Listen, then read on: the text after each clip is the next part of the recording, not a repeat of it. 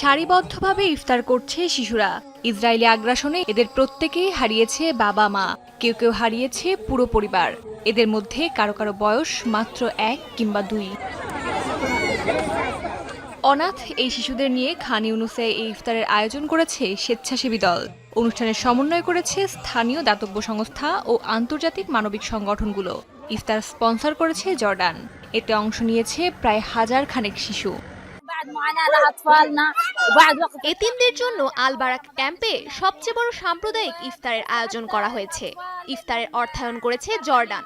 আমরা গতকাল থেকেই প্রস্তুতি শুরু করেছি। খাবার, পানীয় ও মিষ্টির ব্যবস্থা ছিল।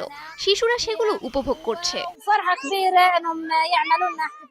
যুদ্ধবিধ্বস্ত গাজার শরণার্থী শিবিরের তাঁবুর মাঝেই আয়োজন করা হয়েছে এই ইফতার। খাবারের মেনুতে খেজুর ও মিষ্টির পাশাপাশি রয়েছে দেশটির ঐতিহ্যবাহী খাবার। প্রত্যেকের জন্যই রাখা হয়েছে বিশুদ্ধ পানির বোতল।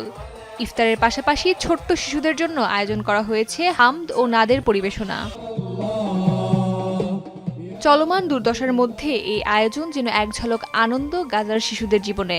সব দুঃখ দুর্দশা ভুলেই কিছুটা সময়ের জন্য হলেও শান্ত পরিবেশে স্বস্তির নিঃশ্বাস নিচ্ছে তারা। যুদ্ধবিরতির পর এই প্রথম রমজানে আমরা এক টেবিলে বসে ইফতার করছি। আমাদের বাচ্চারা যে কষ্টের মুখোমুখি হয়েছিল, তারপর এই পরিবেশ তাদের জন্য অনেক বড় স্বস্তি। শিশুরা খুব আনন্দ করছে।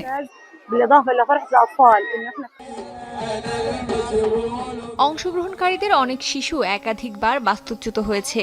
কেউ বসবাস করেছে তাঁবুতে, কেউ ক্ষতিগ্রস্ত ভবনে, আবার কেউ জনাকীর্ণ আশ্রয়কেন্দ্রে। পরিবার পরিজন, কাছের মানুষ হারিয়ে ছোট্ট এসব শিশু এখন পুরোপুরি নির্ভরশীল মানবিক সহায়তার উপর।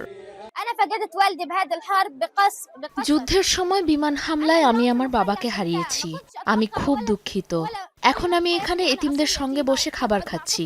এই যুদ্ধে আমি সবকিছু হারিয়েছি।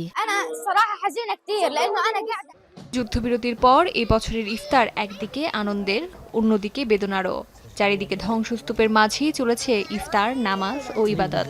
সবকিছু হারিয়েও সামনে এগিয়ে যাওয়ায় এখন গাজাবাসীর প্রধান প্রত্যাশা।